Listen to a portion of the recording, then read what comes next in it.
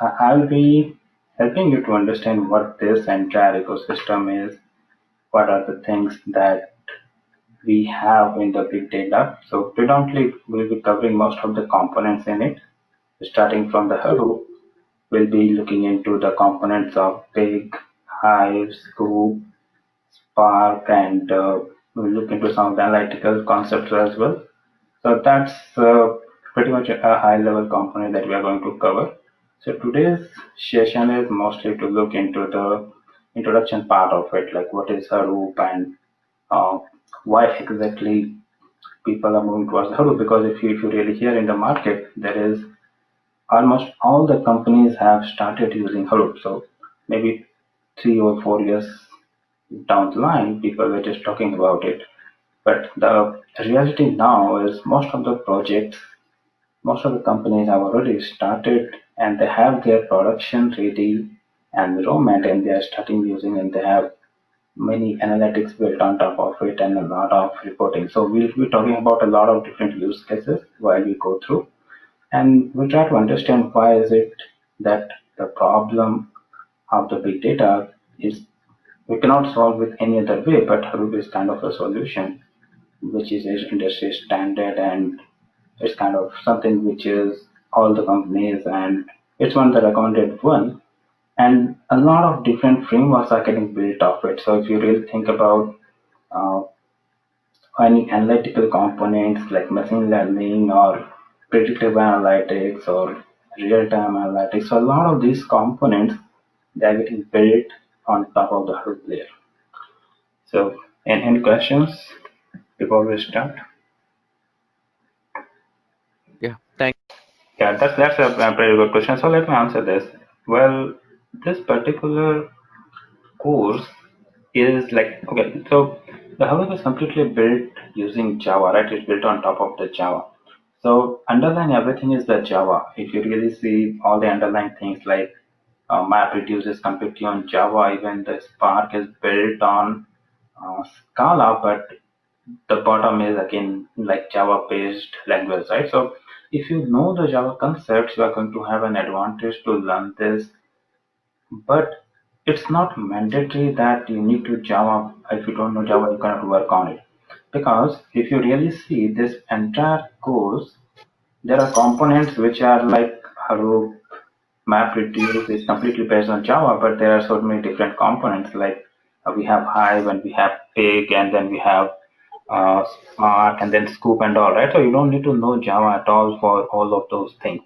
Certain components are there like Spark, some sort of Java knowledge is required, and then the MapReduce. So these are I see those are components where you need the Java. Otherwise, for rest, I don't think you don't definitely you don't need a Java. And Java is not the mandatory, and JavaScript and all those advanced Java is definitely not at all required for learning this. Okay, so as a prerequisite, I would say the two of the things which is required is a little bit of Linux experience. So if you know some basic commands of the Linux, so that is going to help you a lot because it's kind of running on top of the Linux. And the second thing, if you know a little bit of programming, so it could be some SQL related or Java, if you know, otherwise, if you know any programming, so that's going to help a lot. Like object oriented is definitely going to help. So it could be C++ or Java. If you know, that's going to have you as an advantage, but it's not mandatory to start this course. Okay, so and it's not mandatory. That's what I would say. So let's get started. We'll talk about in detail what it is and how it works. All right. All right. So in this session, what after we complete this, we'll have a complete understanding what exactly is a big data, what are its challenges, and we'll try to understand how Hadoop helps to address all of the big data challenges. Right, and we'll try to learn what exactly is the Hadoop ecosystem and how it got evolved and what are its the basic concept how it helps to distribute the workload among different systems and how it works, right? So that's what we are going to learn in this session. So let's start with this. Now if you really see, the big data is something. Now, let's start with a question. So, do you think like big data and Hadoop are the same, or do you think it's a different? What do you think? Like, are they those same concept, or they are related, or what is the difference between these two, Hadoop and the big data? Because we see like both of these getting used almost all together, right? So, can anyone tell me like what is the difference between these two? Hadoop, I feel, is a tool which we can use for working on big data. Okay, and what is big data? Big data, big means like a volume of data. Like currently, if it is huge data, then it can be termed as big data. Very good. So, big data is a concept, right? It's not a technology or it's not a tool, it's not a Right. programming language. So, big data is a concept. What this concept says, whenever we have a huge amount of the data, which means something which is in the terabytes, right? So, gigabytes is definitely not considered as a big data. So, if you have 100 GB, 200 GB, so that's not a big data. If you have something in the range of terabytes, so that falls under the category of big data.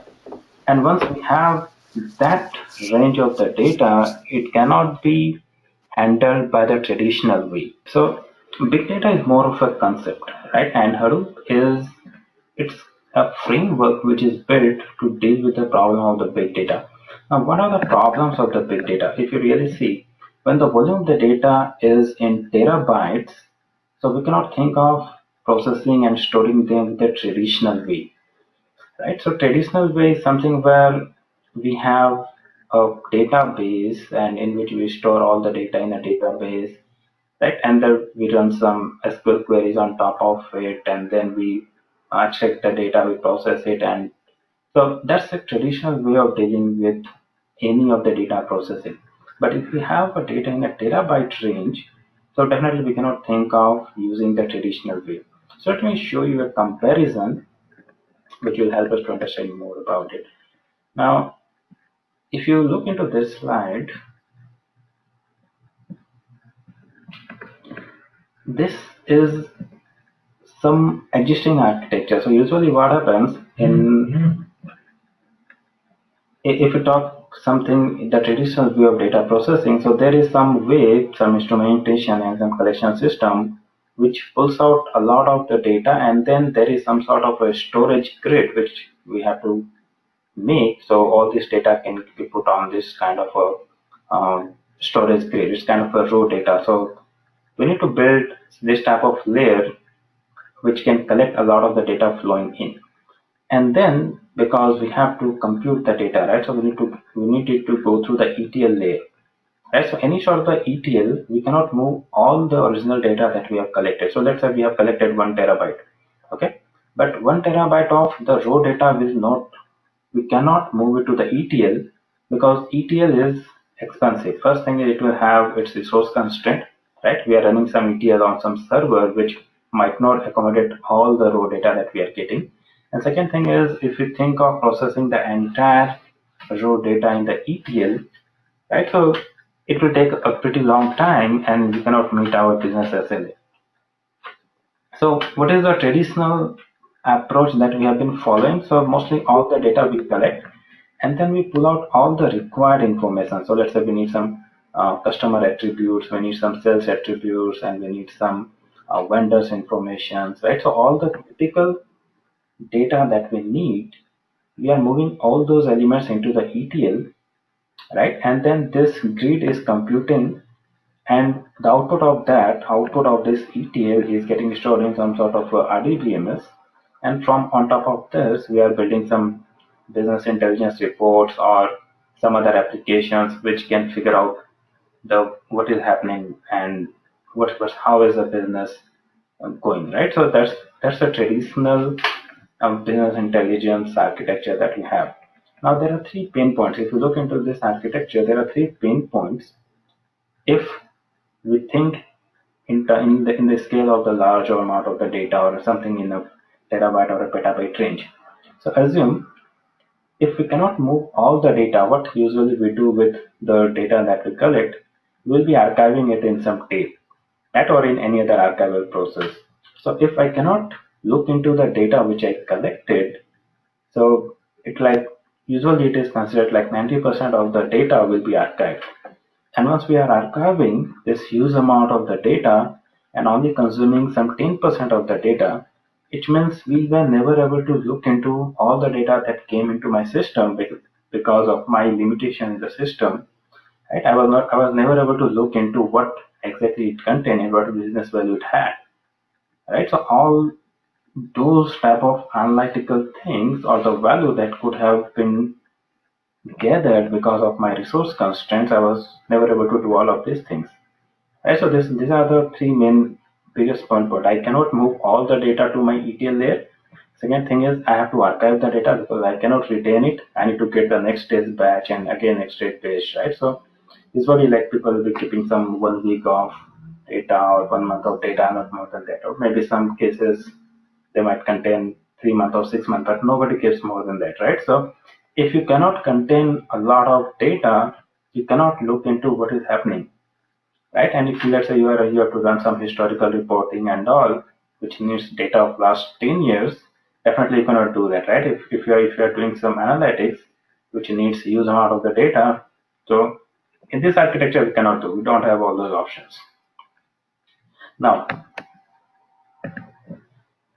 what is the solution? So if we think like how is Hadoop helping us, right? So the way Hadoop can help us to come out with those three pain points is like what we can do is we will be keeping our the way data comes in instead of putting it in a different layer. What we are going to move is we are going to move all the data that we are collecting onto a Hadoop storage layer.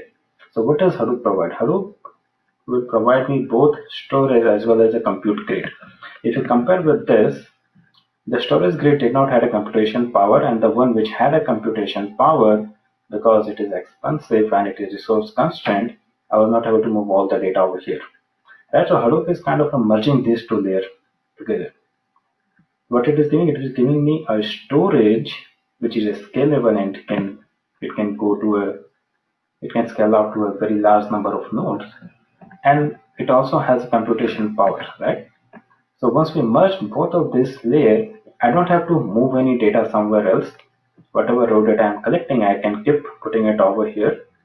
And then once I have the ability to process it, so I can process a large amount of the data, which could be, and also I don't need to archive it somewhere else, right? So Hadoop provides me a very cost-effective storage, right? So I don't have to archive it somewhere else. I can just use Hadoop as a big data repository which can keep on accumulating a lot of the data. So whenever we have a space constraint, we can just keep adding more nodes. We'll see the entire architecture. So it's like kind of a scalable solution which helps us to come out with the three major pain points of the or three major limitations of the existing architecture that we had for a traditional BI. Right. So once we have all the data, and definitely we can do our normal business intelligence reports and all of this stuff. Plus, the major advantage is the data exploration and the analytics, right? So all the advanced analytics, and this area is going very, very, very fast. So if you really look into the trends, you might have heard a lot of openings or the requirements or the companies driving this entire data exploration, data science, analytics, advanced analytics, real-time analytics, right? So all of these area is the exploration coming only once we have this Hadoop in place. Right, so last 3-4 years, the companies have been actively working to build this layer, right? And once this layer is built, they are now focusing in 2018 and in the next at least 5 years, this area is going to grow. And this will be based on this.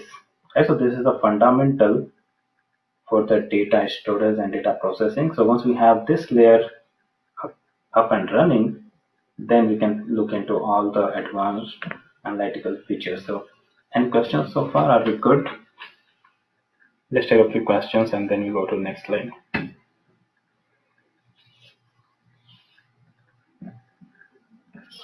Dheeraj, how the Hadoop is maintaining the performance part? Like, if we store more data, performance is the major issue, right? Definitely. So yeah, that's a great question. So because we have been dealing with all the traditional way, so this question is quite obvious in our mind that if data is used, so definitely performance will be issue. So if you consider it a normal database, let's say Oracle database, right? So if you have 200, 300 GB of the data, you are good. But if it goes to maybe let's say 900, let's say 100, 1 terabyte or 2 terabytes, so definitely you cannot do the processing, right? So it becomes a performance issues and all. So as you are, as you got it right, that as the data volume increases, that's why we had this pain point, right? So we were not able to process a lot of the data because if data volume increase in your ETL layer, we will be not able to meet our SLAs. But Hadoop, the way we'll see that, but Hadoop is a way which come out as a solution of that problem, right? And the solution is even if your data volume is increasing, even if it is going to terabytes, 100 terabyte, 500 terabyte, right, or even in a petabyte range, still there is no performance issue. That's what this solution is. That's what the major solution offered by Hadoop. And how it does that, it completely based on distributed computation. Okay.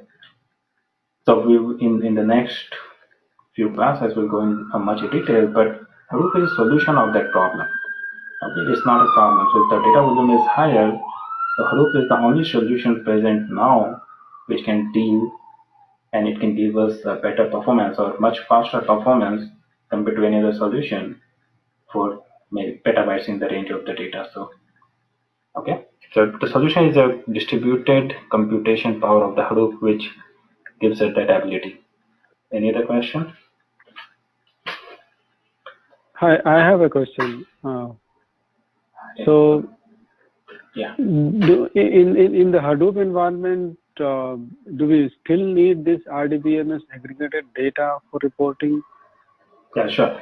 That's a good question. So, well, so this is the option because usually what happens, like the projects that run, right? So in the real-time projects, what happens is they will have this BI reports and some way to perform their reporting, right? And they will be reading it from some RDBMS. So the reason why I put this slide is if because most of the time companies say no, I'm good with this, I don't have any issue with all my reporting and all. The only problem is like this computation is slow, right? Or it is not scalable, or it is not meeting up my SLA, or the volume of the data is increasing and all of that. So what it means with this slide is you can process your user amount. Let's say you collected 1 terabyte. Okay, you processed it and finally your output is let's say 100 gigabytes or 5 gigabytes, whatever, right? So a small amount of the data is your ETL output. So that output you can export in the RDBMS and you can continue doing your normal day-to-day business. Okay, so it's not mandatory that you always have to follow this process, but it's just an option if you don't want to change this existing. But I will tell you one thing: the trend which is happening in the market is they want to even completely decommission this thing because if you really see a normal traditional reporting, the way it works is like uh, you will have some process which is creating some reports and it is going to uh, it's going for the reporting and then it's kind of a any change or you need some extra fields you need to change the reporting and then those reports will be generated. That's the traditional way of generating report, right? You take these data elements from your ETL, populate it in your database, and then those will be consumed by the reports. If you add another field, then you might have to change your reporting layer, include that field, and then change this reporting. So it was kind of a ongoing change process and a continuous problem for the industry since last maybe 15-20 years. So what they are saying is let's remove all of this. What we will do will be directly pointing through a self-service reporting. So what's a self-service reporting? They are saying okay, all the data is present over here, you guys figure out what you need. Okay, so self-service reporting means like you pick out all the data elements what you need and you make your report the way you want. And so that's why we hear a lot about the tools like Tableau, ClickView, all of these things, like data visualization tools. So those OBI and all those type of traditional way of generating the report, we don't hear a lot nowadays in the market, right? So, and this is the major reason, because you cannot keep on changing your reports the way your manager needs or the business need, right? If somebody needs the data the way they want, just let them do and figure out whatever they want, create their own report and go forward. So that's what the trend is, going very, very popular nowadays. Any other question? Okay, so does the BI reports tools actually perform good directly on Hadoop or big data or something like that rather than RDBMS?